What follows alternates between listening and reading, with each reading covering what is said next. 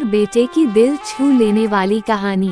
माँ खुद नहीं सोई हमें सुलाया, हर कहानी और किस्सों से हमें हंसाया, हर मुश्किल और परेशानी को गले से लगाया और हमें दुनिया में कुछ अलग तरीके से जीना सिखाया।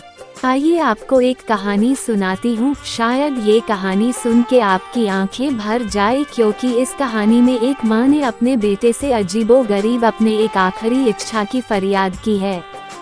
एक बार एक बूढ़ी माँ को उसके बेटे ने एक वृद्ध आश्रम में ले जाकर छोड़ा। इस माँ का ये वही इकलौता बेटा था जिसके लिए इस माँ ने जीवन भर संघर्ष किया। इस बेटे के लिए वो सब कुछ किया जो एक माँ को करना चाहिए या माँ कर सकती है, और आज भी अपने बेटे को किसी भी तरह की परेशानी ना हो इसलिए आश्रम में रहने के लिए भी तैयार हो गई। वृद्ध आश्रम में रह रही माँ हमेशा अपने बेटे को याद करती, मगर बेटा केवल साल में एक बार उसको मिलने जाता या फिर फोन पर बात कर लेता। कई साल बीत गए।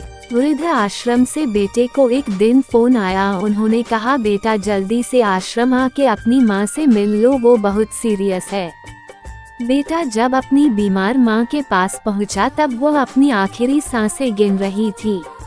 बेटे ने अपनी माँ से उसकी आखिरी इच्छा पूछते हुए कहा, माँ मैं तुम्हारे लिए क्या कर सकता हूँ बताओ। माँ ने कहा, बेटा इस आश्रम में गर्मी और मच्छर बहुत ज्यादा है, यहाँ पर कुछ पंखे लगवा देना।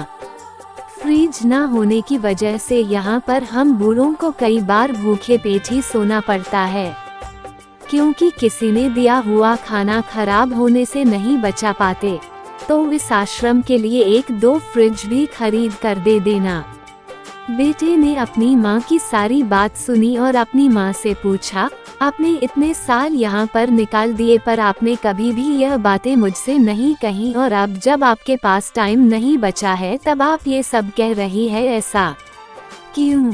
माँ ने बेटे को जवाब देते हुए कहा, बेटा मैंने गर्मी, भूख और पीड़ा सहन कर ली, लेकिन मुझे पता है जब तेरे बच्चे तुझे यहाँ पर छोड़कर जाएंगे तब तू ये सब सहन नहीं कर पाएगा, इसलिए तेरी सुविधा के लिए मैं तुझे ये सब लगाने के लिए कह रही हूँ। खुद से पहले मुझे खाना खिलाती थी वो माँ थी, मेरे कुछ न कहने पर भी सब समझती थी। दोस्तों अगर वीडियो पसंद आए तो चैनल को सब्सक्राइब, वीडियो को लाइक, शेयर एंड कमेंट जरूर करें। Thank you.